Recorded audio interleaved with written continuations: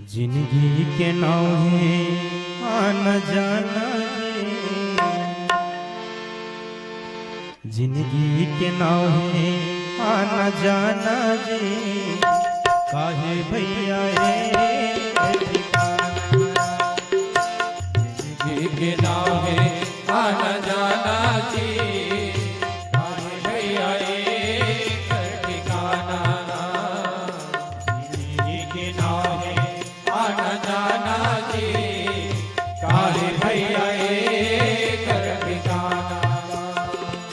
काहे भैया ठिकाना, काहे भैया ठिकाना, काहे भैया ठिकाना, काहे भैया ठिकाना।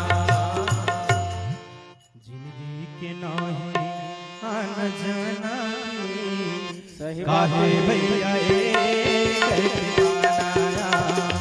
जिंदगी के नाव है आना जाना जी, काहे भैया ठिकाना।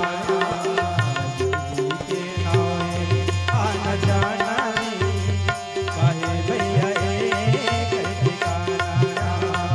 जिंदगी के नाव है आना जाना जी, काहे भैया ठिकाना।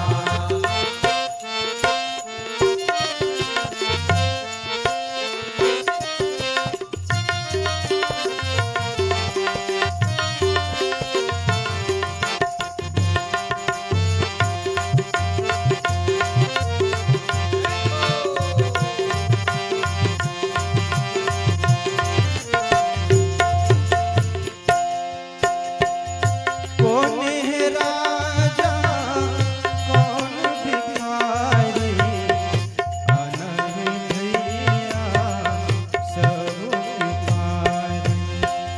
कौन है राजा कौन भिखारी, आना है भैया सब भिखारी। कौन है राजा कौन भिखारी, आना है भैया सब भिखारी। कौन है राजा कौन भिखारी, आना है भैया सब भिखारी। फिर काहे गर्भ गुमाना जी, फिर काहे गर्भ गुमाना जी, काहे भैया ठिकाना। काहे कर घुमाना जी, काहे भैया ठिकाना। जिंदगी के नाव है आना जाना जी, काहे भैया ठिकाना। जिंदगी के नाव है आना जाना जी, काहे भैया ठिकाना।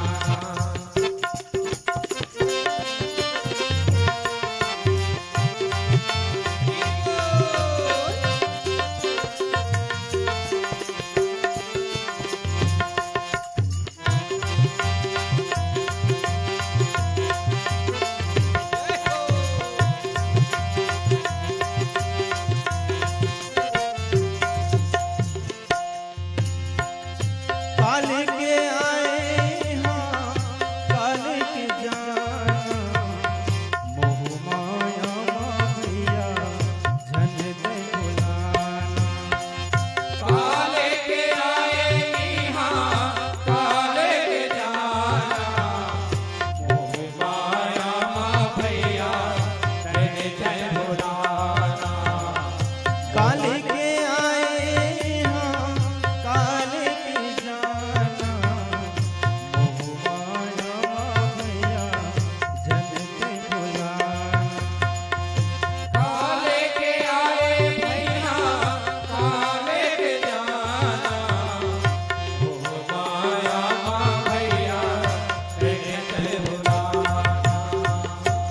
रह जाही महल खजाना जी, सही बात रह जाही महल खजाना जी, काहे भैया कर ठिकाना आया।